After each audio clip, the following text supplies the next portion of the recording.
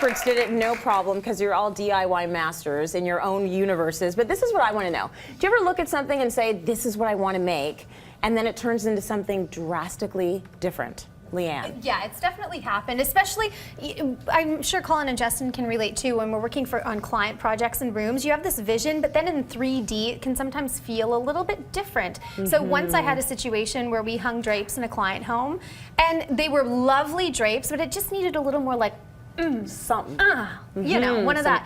So I painted them.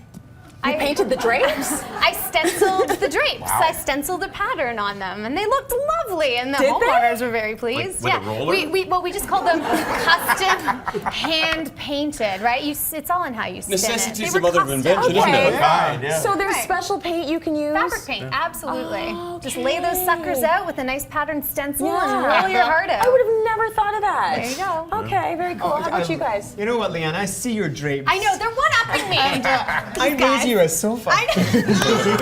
Did you paint a sofa? We actually had, you know, one of those flat clip-on IKEA sofas. So Yes. it's really, really tight and really, really smooth. And we Yeah. actually spilt some fabric paint on it by mistake. We were doing a TV show. And then we decided just to go the whole hog. And we actually did a grid pattern. And it looked like a Mondrian painting. And we painted a sofa with fabric paint. Perfect. And it really worked. Why not? So you sit on it and it doesn't crunch? No, it doesn't. It's literally especially made. It's got a tiny, it's got a little bit of rubberizing agent in it, and that little bit of rubber makes a real difference. So you've got that kind of pliability, so it won't crack underneath your bum. You can still step on it and just wipe it right off. Yeah, exactly. You can. Paint's come a long way, let me tell you. That's pretty cool. I would have never imagined that. I bet you can't up these. I can't have that. No, I've got one that I'm not very proud of, but I do have a special talent. And at the first restaurant, we didn't have any money, so we couldn't call a plumber. We were very, tight on income. Okay. So I learned how to fix toilets.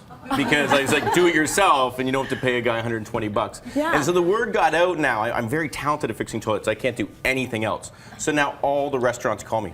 We got a toilet broken. You're kidding me. And I gotta go in there. I pulled down the pants a little bit. I get in there and I get those toilets fixed up. Wait a minute, and then you go and make a pizza after fixing a toilet? What? I got kicked out of the kitchen. I washed the hands. Come on now. Okay, I told you I first wasn't of all, proud out of of it. all the skills, I think actually you have the best one. Right? If you That's know how to pretty fix a impressive. toilet, Yeah, but the rates are going up, Tracy. The rates are going up. Randy, I've got this problem with my U-bend. I don't know if you can come and help me. It's my P-trap. I can't do anything with it. That's what it's actually called, the little P-trap underneath your sink. I don't mean P as in pea. P as in it's Like a a tiny vegetable. trap. okay, I'm just cutting you off right there. It's time to go.